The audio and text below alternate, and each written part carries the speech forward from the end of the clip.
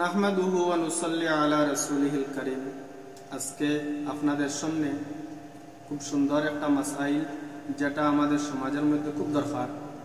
যে মানুষের যখন মৌত করিব জায়গা, মানুষ যখন খুবই অসুস্থতা হয়, যখন আমরা তাদের কাছে গিয়া আমরা কলিমায়ে শাহাদাতর তলকিন দেই, যখন তারারে আমরা কই যে কলিমা দেই, অর্থাৎ কলিমা দেই, তখন আমরা কিরকম দিতাম। অনেক জায়গার মধ্যে দেখা যায় যে খাও লা ইলাহা ইল্লাল্লাহ খাও, তো এটা আপনার নিষেধ করা হয়েছে। খাও শব্দটা আমরা কইতাম না।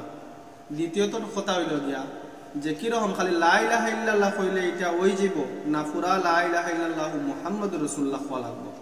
তো কইতরা এই যে কলিমা দেওয়াটা একজন মইয়তর দ্বারা, এটা ফেকার ভাষায় মুফতিয়ানে কেরাম কিতাবের মধ্যে লেখছেন, এটা হইল গিয়া আপনার মুস্তাহাব।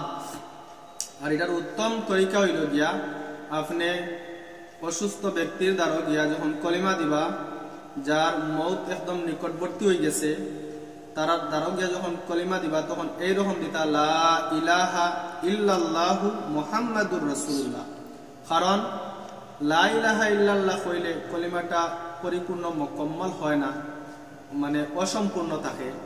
গতিকে আমরা পুরা কলমা শাহাদাতর মানে দিতাম, এটা এইরকম কইতাম।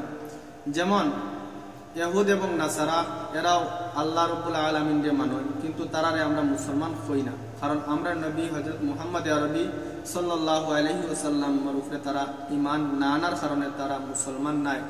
গতিকে ওই সময় শয়তানের সুযোগ লইলায়, আর শয়তানে এইরকম আপনার মানুষকে পথভ্রষ্ট করার লাগি হয় যে আপনার অমুক ইহুদ ব্যক্তি আপনার ইহুদি অবস্থায় মারা যাওয়ার কারণে তাই খুব ভালো অবস্থায় আছে, তুমিও ইহুদি হয়ে যাও।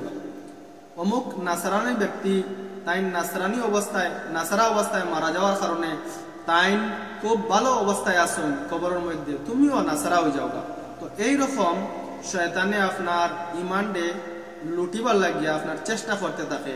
এই জন্য মুফতিয়ানে কেরাম হলে লেখরা খুব সুন্দর মাসাইল, যে আপনি যখন একজন অসুস্থ ব্যক্তি যার মৌত একদম নিকট হয়ে যার গিয়া, তো এই সমস্ত অসুস্থ ব্যক্তিগুলোর কাছে গিয়ে আমরা যখন কলিমা দিমু, তখন আমরা পুরাটা কলমা কইতাম, অর্ধেক না। যেমন লা ইলাহা ইল্লাল্লাহু মুহাম্মাদুর রাসূলুল্লাহ এরকম কমপ্লিট করতাম। মেহরবানি করিয়া এই ভিডিওটা আপনার সওয়াবের নিয়তে আপনারা অন্যের কাছে শেয়ার করবা। ওয়া মা আলাইনা ইল্লাল বালা ওয়া আখিরু দাওয়াহুম আলহামদুলিল্লাহ।